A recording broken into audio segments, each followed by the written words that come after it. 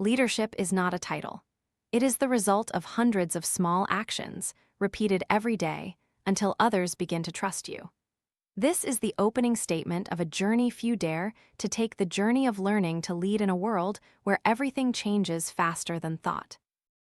Mobs, The Art of Leadership, is a map of those small moments where career, power, and humanity collide, forging lessons that are sometimes painful but always essential.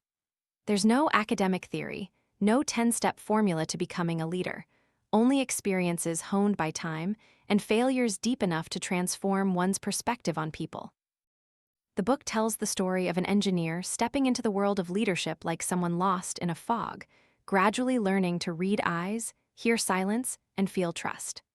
Eventually, he realizes that all management skills are meaningless without empathy. At Netscape, it was the chaos of a first-time leader. At Apple, it was the challenge of expanding influence without losing core identity. At Slack, it was the battle to keep people human amidst technology and speed. Each stage revealed a different facet of leadership, where power doesn't lie in command, but in the ability to make others want to walk with you. So, what if leadership isn't about control, but about letting go at the right moment? What if a small action, a glance, a word, a timely silence determines the fate of an entire team? And what if true success isn't about what we achieve, but how we make others better when they are with us? Perhaps the question isn't how to lead others, but whether we have the courage to lead ourselves first. Because sometimes, a leader isn't born from power, but from the moment we choose kindness over being right. Back then, I was just a small engineer in the vast ocean of Silicon Valley, never imagining my life would take a different path. When my manager approached me in a room full of keyboard clicks and asked, "Do you want to be a manager?" I answered, "Sure," so naively. I thought it was a reward, a step up in my career. But I didn't know I had just stepped into the most obscure territory of the tech world, the world of people. From that moment, I became a manager, and no one taught me how to manage. No training, no guidance, no advice, just a series of unanswered questions. What should I do in meetings? How do I write performance reviews? How do I grow when I don't even understand where I am myself? I imagined that leadership was about making decisions, leading, and saying things others had to hear. But the more I did it, the more I realized I was no different from a blind person trying to guide others. Then someone told me, "Don't you know your most valuable skill is your ability to read people?" At the time, I didn't fully understand the meaning of that statement, but gradually I realized leadership isn't about talking, it's about listening to what isn't said. I started learning to observe eyes, recognizing who was frustrated, who was confused, who was angry.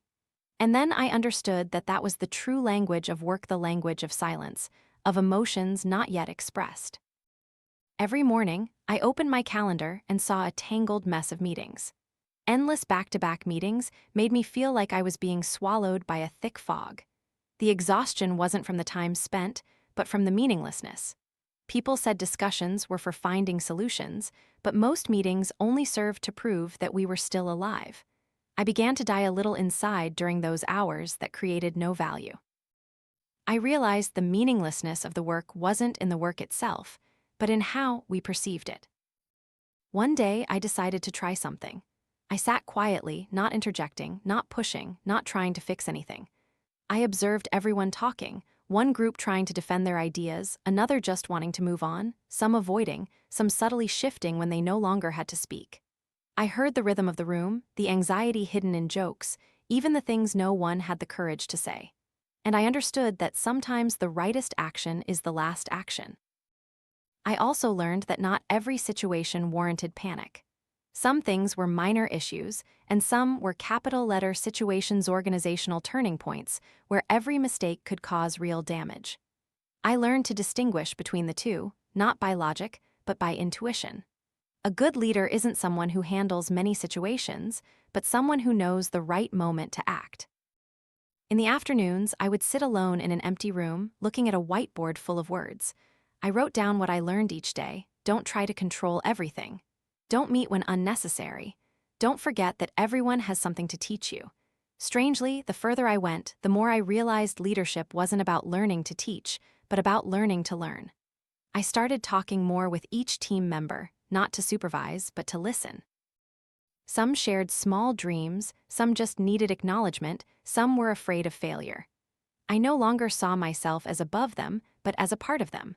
When you learn to see others as reflections of yourself, you will know how to lead without issuing commands. But that journey wasn't easy. I failed repeatedly. Once, I organized an important meeting, and it completely fell apart. Everyone argued, misunderstood, and I couldn't salvage the atmosphere. I left the meeting room, feeling helpless. But then, looking back, I realized the failure didn't come from others. It came from me, because I didn't create a safe space for them to express themselves. A leader's true strength isn't in their power, but in their ability to make others feel they are allowed to speak truthfully. Gradually, I understood that every meeting, every discussion, every moment was an opportunity for me to hone my ability to read the world. I learned to taste the soup before judging. Taste the soup means trying to feel the atmosphere, the tension, the level of trust in the team before deciding anything. Just as a chef never seasons only by theory, a leader must taste to understand the true flavor of people. Once I looked at a group of young engineers in the room, seeing their awkwardness before an overwhelming project. Instead of giving orders, I simply asked, "What do you think is holding everyone back?" That question opened up a flood of honest words. They didn't need instructions, they just needed to be acknowledged. I sat and listened, realizing that sometimes simply creating space for others to shine is all you need to do to fulfill your role. By the end of my first year as a manager, I didn't feel victorious. I only felt I had learned one thing: leadership isn't a skill, but a habit of observation. Every nod, every glance, every silence contains a signal. And when we learn to read those signals, we will see that the human world, however complex, noisy, and contradictory, has its own order. It's just that it never appears on paper. I understood that the journey to becoming a leader doesn't begin with controlling others, but with looking inward at oneself. I was no longer an engineer writing code, but someone learning to write people. And for me, that was truly an art. The deeper I delved into the work, the more I realized that leading was unlike anything I had ever known. All the skills that once made me stand out as an engineer suddenly became useless. Logical analysis, quick problem-solving, planning. None of it helped when dealing with people. I had to learn a new language, a language without syntax or formulas, the language of intuition. I started learning to be silent for a beat longer. Not reacting immediately, not offering advice, not trying to prove I had the answer. I sat there, watching, listening, and reading. An employee walked into the room, talking about a project that was behind schedule. His voice was monotone, his eyes distant, his hands fidgeting slightly, all speaking louder than words. As I sat still, I heard what I had always missed before: the worry of someone afraid, the exhaustion of someone who had tried too long. I realized that the first action of leadership is observation, and the final action is decision. Sometimes, just by sitting a few extra minutes, I could avoid a mistake. I called it the last action, first skill, LAFS. It wasn't procrastination, but a deliberate calmness. It felt like tasting soup before adding salt. If you taste carefully, you'll know what's missing. If you rush, you'll ruin the whole pot. Gradually, I began to believe in something I had once scorned: intuition, a leader's survival instinct. Walking into a room, just by hearing one sentence, I knew what was about to happen. Reading a report, I felt the error before I saw the numbers. I called it speed sense, a sixth sense that alerts you when something is wrong, even before anyone says it. In truth, this feeling wasn't magic. It was built from thousands of small observations, hundreds of mistakes, and countless unfinished conversations. Each time my intuition spoke to me, I learned not to ignore it. I tested it, asked questions, observed more closely. Each time it was right, I reinforced the belief that understanding people doesn't require evidence, only attention. One afternoon, I held one-on-one meetings with each team member.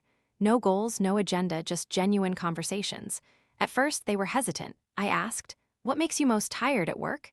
That seemingly simple question opened up an entire world. Some spoke of being overlooked. Some spoke of the fear of failure. Some spoke of dreams no one had ever listened to. And I realized what people needed wasn't guidance, but acknowledgement.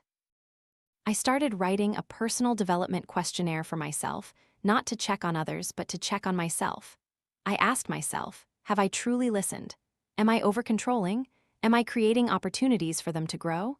Each question was a mirror, reflecting the image of a growing leader. I realized that a leader's growth isn't measured by years of experience, but by the number of times they dare to look directly at their own truth. When I applied this approach, everything began to change. No more tense meetings, no more distance between boss and employee. I noticed my team operating more smoothly, not because they were afraid, but because they trusted. Everyone started being more proactive, sharing more.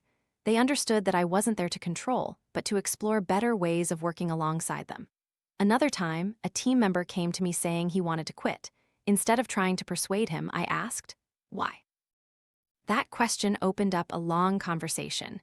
He no longer felt he was growing. At that moment, I understood that retaining people wasn't the goal, keeping them feeling meaningful was. If an organization was no longer a place where they could learn, then letting them go was also a form of leadership. Leadership isn't about holding on, it's about allowing. As time passed, I realized a paradoxical truth. The more silent I became, the more influence I had. When I stopped talking, others began to speak. When I didn't impose, they took responsibility voluntarily. I understood that my role wasn't a beacon of light, but a mirror reflecting themselves back to them. Late some nights, after everyone had left, I would still sit, looking at the note-filled whiteboard, and I wrote a small line. "A leader is not born to be obeyed, but to make others listen to themselves." I smiled. Finally, after so many bumps and bruises, I understood that leadership isn't a title, it's a journey of self-discovery. I began to cherish every small moment. A grateful look after a meeting, a nod when a project succeeded, or just a quick thank you message. All were signs of trust, the most precious asset a leader can possess. And I knew everything I was learning wasn't about others, but about myself. Having grown accustomed to the rhythm of work, I thought I understood what leadership was. But it was precisely when I was most confident that the hidden undercurrents of work began to reveal themselves. They weren't noisy or announced, but subtly seeped through every decision, every meeting, every glance between my team and me. I called it the new manager's vortex, where every mistake begins with good intentions. I once thought I needed to help them grow by closely monitoring, correcting, giving feedback, and guiding them every step of the way. I believed that the more I interfered, the better the results would be. But the more I did, the more dependent, slow, and passive the team became. They waited for me to make even the smallest decisions. One day, I realized I was the bottleneck for every process. I had become the very barrier I wanted to break down. I started observing everything again. It turned out that what I thought was responsibility was actually control disguised as kindness. I was depriving them of the opportunity to take responsibility for themselves. I remembered Tom Paquin's words from before, "Don't think you have to know everything. Your job isn't to answer, but to ask the right questions." From then on, I changed my approach. I was no longer the one who spoke the most in the room, but the one who listened the most. In performance reviews, I stopped giving scores. I started asking, "What do you consider your success? If you could do it again, what would you change? What is hindering your growth?" These questions not only helped me understand them better, but also made them understand themselves. Leadership isn't about being a judge, but about illuminating the journey of others. I learned to share information like blood flowing through the organization's body. No more walls between teams, no more meetings only for leaders. I opened channels for discussion, made everything public that could be, and encouraged everyone to ask anything. At first, some were shy, but then, seeing that information was no longer withheld at the top, they began to trust. And when information flowed naturally, creative energy also flourished. A healthy organization isn't one with few problems, but one where people dare to talk about problems. I realized that leadership was no longer about managing operations. It was like tending a fire. When the flame of trust is lit, it spreads on its own. I just needed to ensure the wind didn't extinguish it, that the flame was nourished by fairness, clarity, and belief.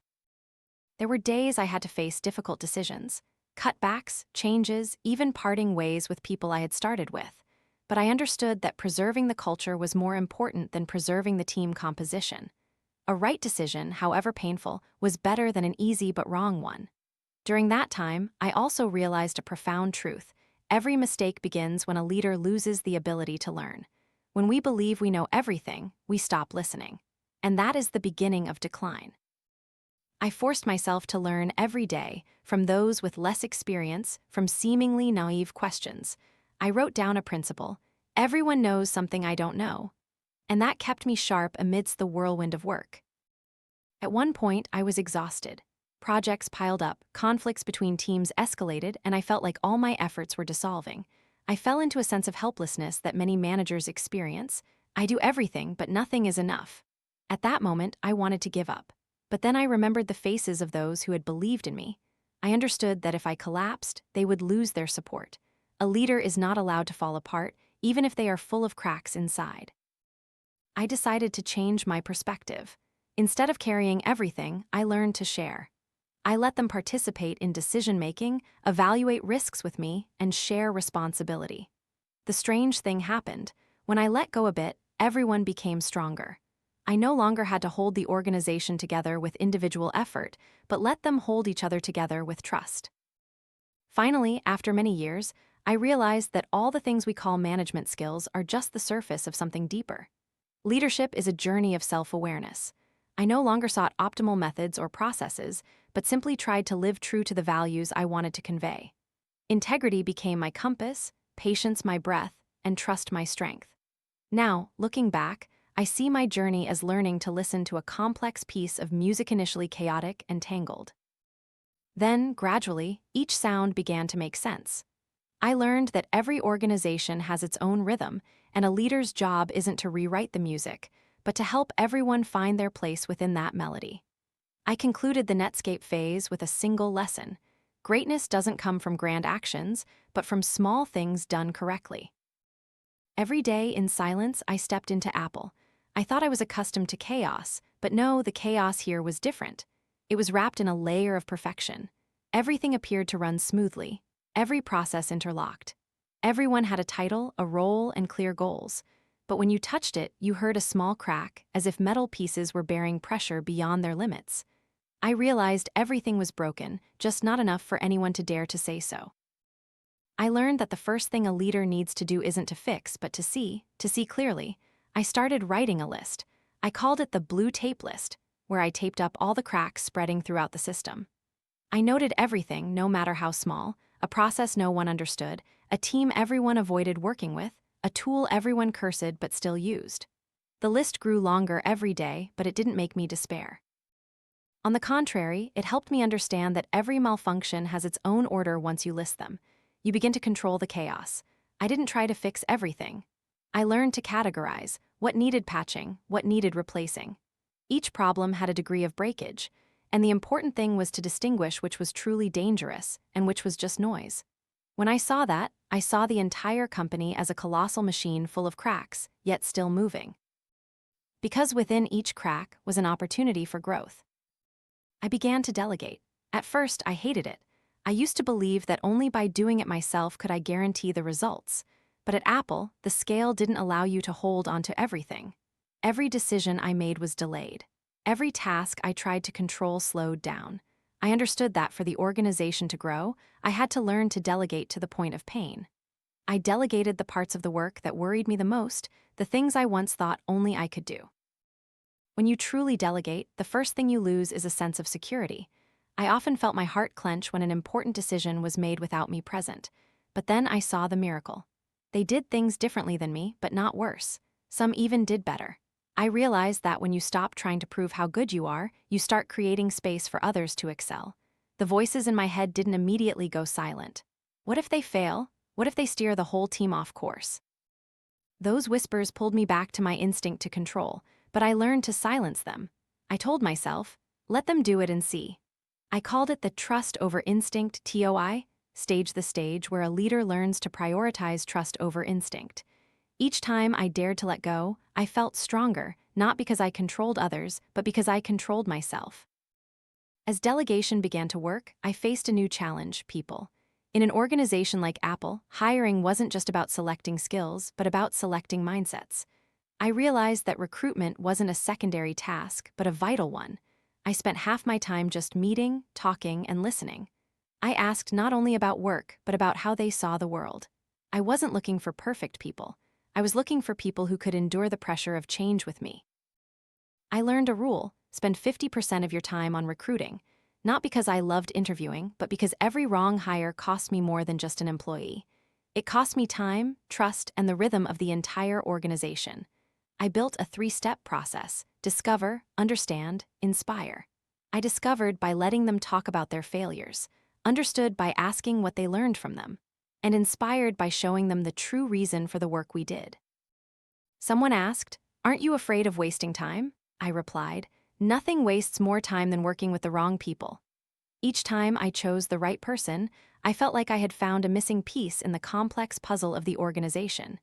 Each right person in the right place was a positive addition to the future. Sometimes I asked myself if I was managing people or learning about them. The answer was both. Because the more I led, the more I saw that every system is only as strong as the people within it, and people only grow when given trust. I no longer tried to fix every flaw, no longer tried to hold everything in my hands. I held onto one thing: seeing, trusting, and choosing the right people. The rest I left for them to prove themselves. And at that moment, I understood more deeply than ever that leadership isn't about being at the top, but about creating a place where everyone can stand strong, even when you are no longer there. As I grew accustomed to the pace at Apple, I thought everything was settling into place. But the truth was, the larger a system you operate, the more hidden currents appear: stories spreading through hallways, rumors creeping into coffee shops, words that seem small but carry more destructive power than any report. I discovered that rumors weren't the enemy, they were signals. They revealed what was decaying beneath seemingly stable numbers. I used to try to suppress them. Every time I heard someone gossiping, I rushed to correct, clarify, or hold a meeting to address the issue. But the more I did that, the faster they spread. At that moment, I realized that rumors are a natural manifestation of a lack of transparency. When official information doesn't flow quickly, rumors fill the void. So instead of trying to stop them, I started listening. I asked myself, why are people saying that? What are they afraid of? What information are they lacking? And gradually, I learned to turn rumors into a cultural diagnostic tool. I also changed how meetings were conducted. In a place where there could be dozens of meetings every day, I realized meetings weren't the problem. The problem was not knowing why we were meeting. I set a 3-point rule: every meeting must have a clear objective, must have a responsible person, and must end with a specific action. If not, the meeting shouldn't exist. I used to say that meetings aren't a solution, but a symptom. When you have too many meetings, it means something in the organization is no longer functioning naturally. Amidst all that exhaustion, I learned a simple but difficult lesson: knowing when to praise. Apple was a place where perfection was the standard and praise was rare. But then I realized people don't need too many rewards, they just need to be seen. A simple, "well done," can change the mood of an entire day, even reignite a fading flame. I remember once a young engineer emailed me to thank me just because I praised him in a meeting. To me, it was just an honest comment, but to him, it was recognition after months of unnoticed effort. I realized the power of praise isn't in the words, but in the timing. Praise too early, and people don't believe it. Praise too late, and people no longer need it. Praise at the right time: that's when you say what they're longing to hear, but haven't dared to believe they deserve. Praising correctly is a form of soft leadership, but it has more power than a command.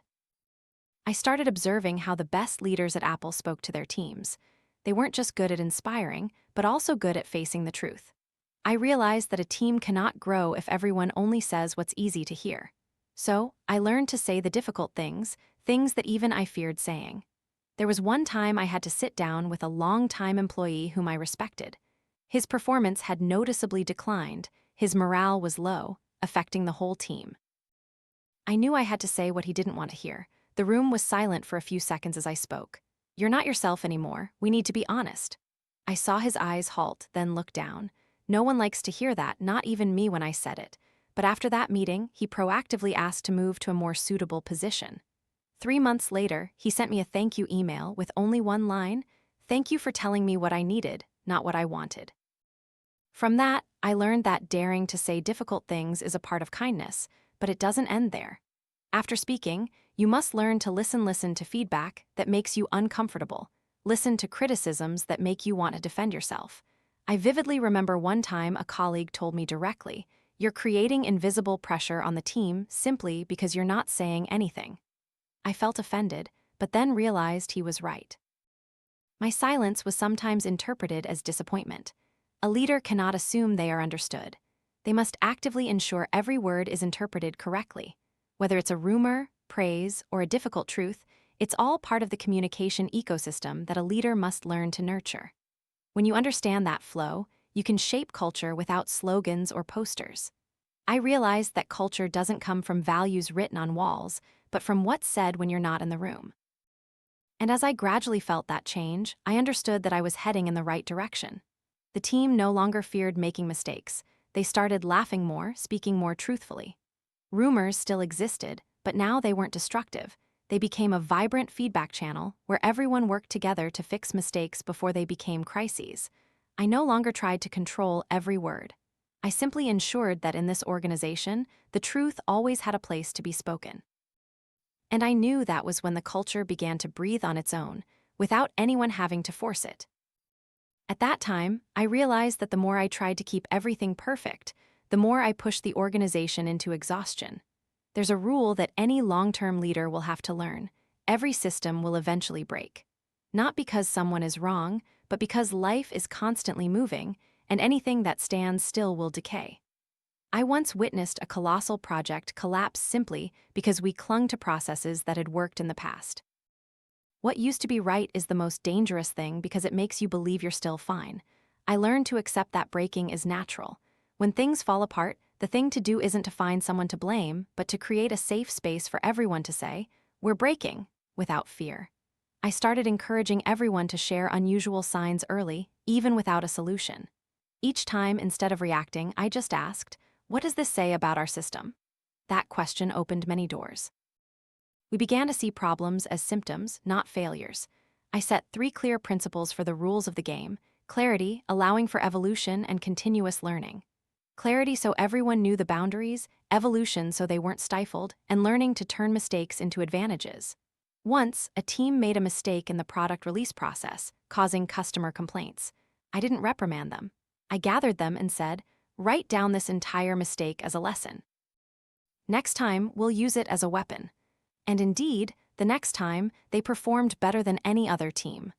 I realized that failure could become a competitive advantage if we were brave enough not to hide it. But as the organization grew, another kind of chaos appeared: structural ambiguity. I looked at the company's organizational chart and found it so complex that it took me several minutes to understand who reported to whom. At that moment, I understood that if an organizational chart isn't easy to read, the organization isn't easy to understand. A new joiner shouldn't need a map to know who is responsible.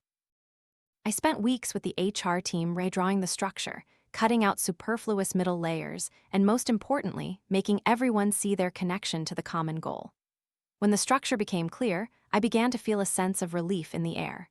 People don't fear work, they only fear ambiguity.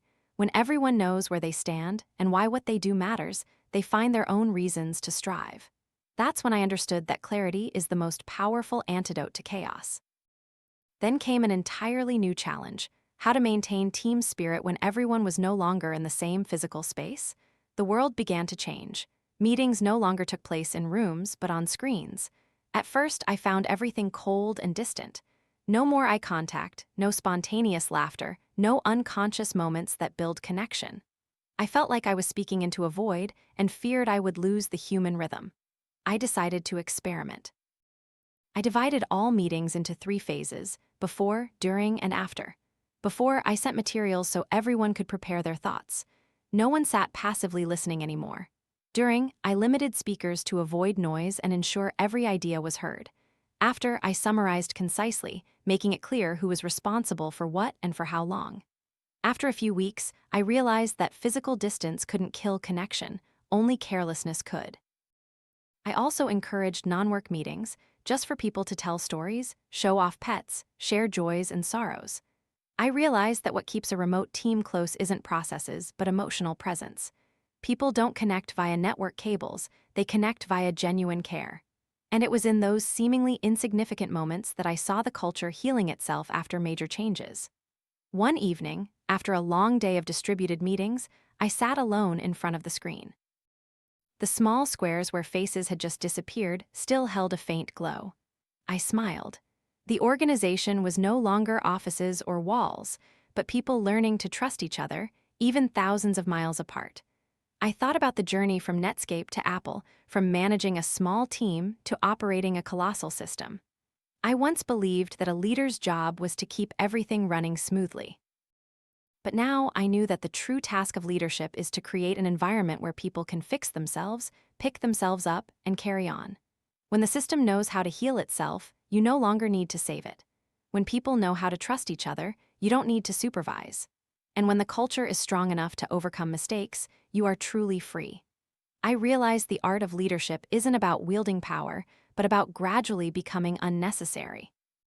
At the highest level of leadership, intelligence is no longer an advantage. Sometimes it becomes a trap. I once believed that experience and rationality alone were enough to run an organization. But then, amidst a world of talented, creative, and strong-willed individuals, I realized that canned wisdom is a sleeping pill that makes organizations stop growing. There's a false wisdom born from past success. It makes us think we know all the answers, that every problem has a formula. But formulas never save people because people don't repeat themselves. When I fell into that state of overconfidence, everything around me began to slow down. Everyone only did what they thought I wanted. No one dared to do what was needed. I called it the intelligence allergy, stage not due to a lack of knowledge, but because knowledge had become shackles. I was forced to relearn the art of action. Daring to act without absolute consensus was the first lesson. In a fast-growing tech company, every decision was analyzed to exhaustion. Every step required data, reports, and then more meetings. The smarter we were, the more afraid of making mistakes we became. And the more afraid of making mistakes, the more we procrastinated. One day, I suddenly understood that hesitation wasn't caution, it was fear disguised by rationality. I began to allow my team to act before having enough data, with one condition: they had to learn from the results. The world doesn't reward those who are right, it rewards those who dare to go first. I remember one time a crisis hit unexpectedly. The system crashed during peak hours, affecting millions of users. Everyone looked at me, waiting for orders, but I couldn't know everything, couldn't control everything. I just said one sentence: do what you think is right, and we will take responsibility together. In that moment, I saw true movement begin. Leadership at this level is no longer commanding, but igniting the first signal for everyone to start on their own. From these crises, I formed the concept of the defense team, people ready to face the first risks, not a group of heroes, but the calmest group in the storm. They didn't chase emotions, didn't blame, didn't wait for orders. They reacted with experience and trust. The defense team doesn't save the world, they save the spirit of the organization, because in chaos, the most important thing isn't the solution, but the attitude. An organization can withstand thousands of technical errors, but cannot withstand a single loss of trust. I have witnessed many companies die from panic more than from actual failure. When a crisis occurs, they run after each other like birds shot by a gun, forgetting that the only way forward is forward. I taught my team that crises are not to be avoided, but to be utilized. Don't waste a disaster, because every moment of chaos is a test of culture. You will know who truly dares to take responsibility, who just pays lip service, who disappears. And if your organization still stands after a crisis, you will find that it is not weaker, it has been reborn. I began to observe culture in a different way, no longer slogans on walls or principles on paper. I listened to the stories people told in coffee shops, in messages, in the laughter in hallways. I realized that culture doesn't lie in what is declared, but in what is whispered. The small cracks in the story when someone says, "Here, people don't speak the truth," that's where culture leaks. And when that water flows out, sooner or later, the foundation will collapse. I spent time walking among those currents. I listened without reacting, without taking notes, just feeling. Once, a young employee told me, "Don't you ever get tired? Here, you always have to pretend to be busy." That sentence stunned me. I had become so accustomed to the rhythm of people always being busy that I thought being busy was good. But actually, busyness is an addiction. People are busy to avoid facing meaninglessness, to believe that they are useful. I started practicing anti-flow, countering that addiction. I required every manager in the company to dedicate one morning to doing nothing but thinking: no emails, no meetings, no planning, just sitting and looking out the window and asking themselves, is what I'm doing truly creating value? At first, they found it amusing, but after a few weeks, I saw a change. Shorter meetings, clearer decisions, and most importantly, the best people started smiling again. I realized that creativity isn't born in the flow, but in the stillness. If you're always swept away, you're no longer the driver, you're just another drop in the river. I learned to stop to create space and believe that in that space, ideas would naturally bubble up from the depths. The further I went, the more I saw that leadership was no longer a skill or a position. It was a form of presence, being there at the right time with the right mindset. And when you can do that, you will see the organization operating not out of fear, but out of trust. The leader is no longer the one who knows the most, but the one who sees the farthest. And the farthest distance in this world is not between two positions, but between what we think we know and what we still don't have the courage to learn. The deeper I stepped into the world of operations, the more I saw that the true strength of an organization lies not in its systems, but in its people. But people are the most complex beings. They work, create, conflict, love, and then leave. And amidst these cycles, I understood a paradoxical truth. Real talent is only a lagging indicator. When a talented person begins to shine, it means their surrounding environment has been good for a long time. And when talent leaves, it means the organization has begun to rot without anyone realizing it in a fast-growing company. People often talk about fairness, but fairness is never absolute. Some talented people are buried by the noise of the overconfident. Some humble people need guidance but are forgotten amidst the pursuit of achievements. I call this the growth tax, the price every organization pays when it grows too quickly. If not adjusted, the growth tax will erode the soul of the organization. I once saw the best people burn out, not from work, but from feeling invisible. They were no longer heard. And when the best people fall silent, the organization dies from within. I learned to find fairness in a different way. I didn't try to measure it with processes or scorecards. I looked at the signals: who was silent, who was apologizing too much, who was no longer asking questions. Each signal was a small cry from the system, and if you knew how to listen, you would spot the cracks before they became crises. A good leader doesn't wait for data, they read signals. I also understood that no organization is completely free of rumors. Rumors are the breath of culture. In a place where no one speaks the truth, rumors become the only source of information. But if you understand how they work, you can turn them into a feedback channel.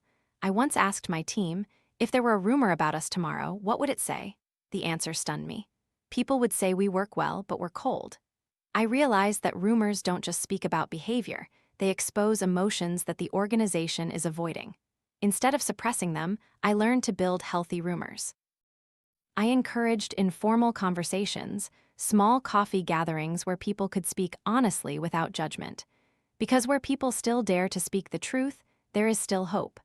And if you let the truth circulate naturally, bad rumors will gradually be replaced by stories of trust. But there are times when no story is enough to salvage a situation. There are decisions you know for sure will hurt others, no matter how you make them.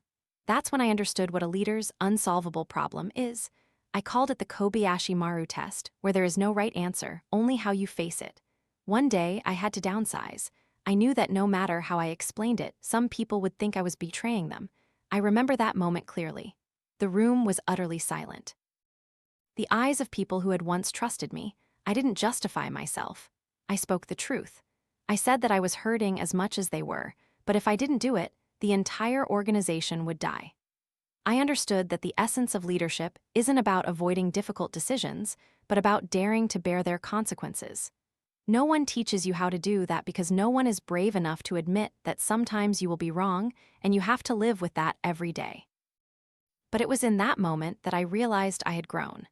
Because only when you can stand in the midst of a storm, remain silent, and still believe you are doing the right thing, are you truly a guide. After each time I overcame a crisis, I looked back and saw something unusual. The organization was not only stronger but also more sensitive. I started thinking about the signal network, an invisible system of special individuals, people with a high freshness of information. They were the ones who detected problems earlier than others, saw dangers before they had a name. I sought them out, listened to them, and built a network based on absolute trust. Not everyone could become a signal carrier. It required brutal honesty and the courage to say what no one wanted to hear. These people helped me avoid the worst: surprises. I could accept being wrong, but I never accepted being surprised. Leadership at a high level isn't afraid of risk, they're afraid of blindness. Once, a member of that network messaged me just 4 words: no longer trust. That message came before the data showed a drop in revenue. I immediately called a meeting. No talk of strategy, no talk of numbers. I just asked, what have we done to make them lose trust? That question saved us from a cultural crisis that no one had recognized. I looked back at everything and saw that what keeps an organization alive isn't processes, but the ability to feel. An organization that knows how to listen to itself is like a body that knows pain. It can heal itself, and a leader, if perceptive enough, will become the system's first listener. At the pinnacle of operations, I realized that a leader's greatest power isn't in making decisions, but in creating space for others to shine. When all eyes are on you, the hardest thing isn't taking responsibility, but learning to disappear at the right moment. I began to clearly feel the addiction to busyness within myself and those around me. We constantly rushed from one meeting to another, from one email to another message, as if busyness were a measure of value. But then one day, I realized I had worked all week without creating anything truly important. I felt scared. I called it faux NP, fear of not performing, a false state of productivity where we confuse motion with progress, and I forced myself to stop. I dedicated 1 hour every day, a non-negotiable hour, solely to doing truly valuable work. That precious hour changed everything. I turned off notifications, closed my door, and focused on only the one thing that, if completed, could move the entire organization forward. That wasn't a new strategy, not a plan or a presentation. Sometimes, it was just a frank conversation with someone who was lost. Sometimes, it was just rewriting a message for clarity. But in each of those hours, I felt myself reconnecting with the true heartbeat of the work.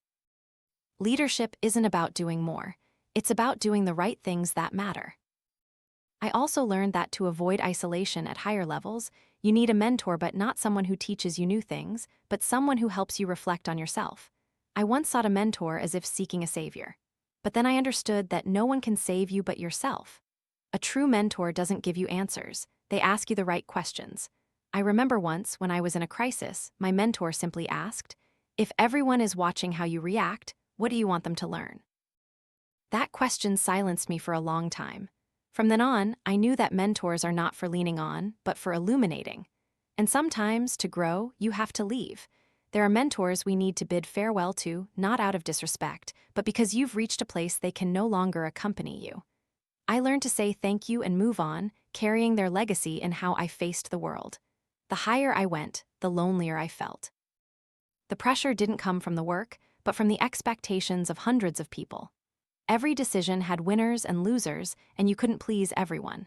Some days, I looked in the mirror and saw a tired face, but my eyes were still bright. I understood that the strength of leadership isn't about being fearless, but about daring to stand amidst fear and still move forward. I created a template for my week, a structure that wasn't rigid but had a clear rhythm. The first 3 days were for strategy and decision-making. The remaining 2 days were for people. I called it the North Star principle, always having a direction to return to, even amidst chaos. Every week, I set aside time to ask, are we going in the right direction, and if not, do we have the courage to stop? I also built a feedback process like a heartbeat, not waiting until the end of the quarter or year, but requesting feedback immediately whenever there was a small change. Every meeting ended with 2 questions. What makes us better? What slows us down? These simple questions kept the organization sharp. But no matter how perfect the system, there are still moments when people stumble. I've met talented but difficult people, creative but destructive, intelligent but lacking in character.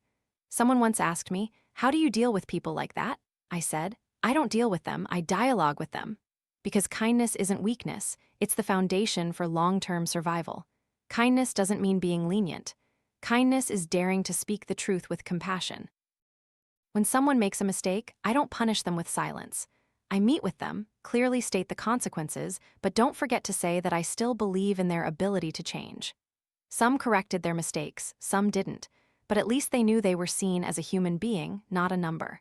I taught my managers that kindness is the only way to sustain energy on a long journey. When you are kind, you make others want to be better, not just fear judgment. A sustainable organization isn't one with few mistakes, but one where people dare to fix mistakes together. Now, looking back at everything, I see I am no longer the person who started at Netscape, nor the person I was at Apple before. I have passed through chaos, through crisis, and even through moments of cruel silence. And finally, I understand that the art of leadership isn't about controlling others, but about elevating them to the point where you no longer need to be present. When I leave one day, I want the organization to still live, still operate, still be kind, as if I had never been there. Because if they need me to do it, it means I have failed. Leadership is not a legacy of power, but of empowering others to stand on their own. There is one thing I am certain of after all these years of work. No one truly knows how to lead. We only learn how to become people who can be trusted by others.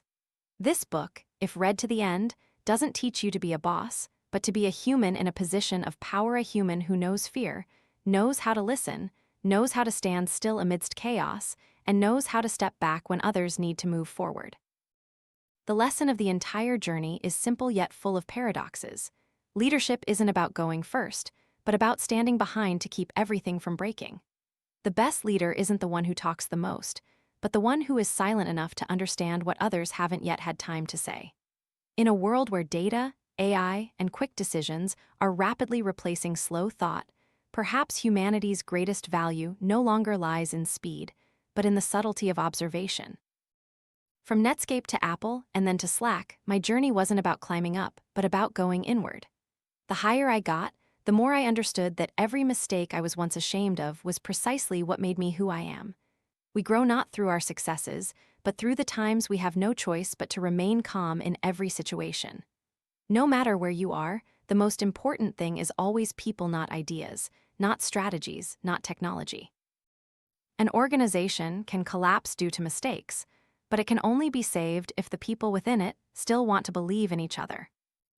If there's one thing I want you to take away after closing this book, it's to treat power with compassion. The better you become, the more successful you are, the more people listen to you, the gentler you should be with judgment. Kindness doesn't make you weak, it makes you resilient. True strength doesn't come from making others afraid, but from making them want to be better when they are with you. Ask yourself, among the people who work with you, does anyone feel safe speaking their mind? Does anyone believe they are seen not just for results, but for their effort? Does anyone dare to make a mistake without fear of being eliminated? If the answer is not yet, perhaps you are managing a group of individuals, but not truly leading a collective. I once believed leadership was a skill, then understood it was an instinct, and finally realized it is simply an ethical choice, repeated every day. Each time you choose to listen instead of react, choose to trust instead of control, choose patience instead of punishment, you are building something that no software or process can replace: trust. And perhaps that is also the question I want to leave you with today. Do you want to be remembered as someone who achieved many things, or someone who helped others achieve what they never thought they could? Because in the end, no one remembers how you made decisions. People only remember how they felt in the world you created. If you can make others feel at peace, dare to take risks, and believe that what they do matters, then you have led. Even if no one calls you boss. And perhaps that is the smallest, yet best executed, art of leadership in the world.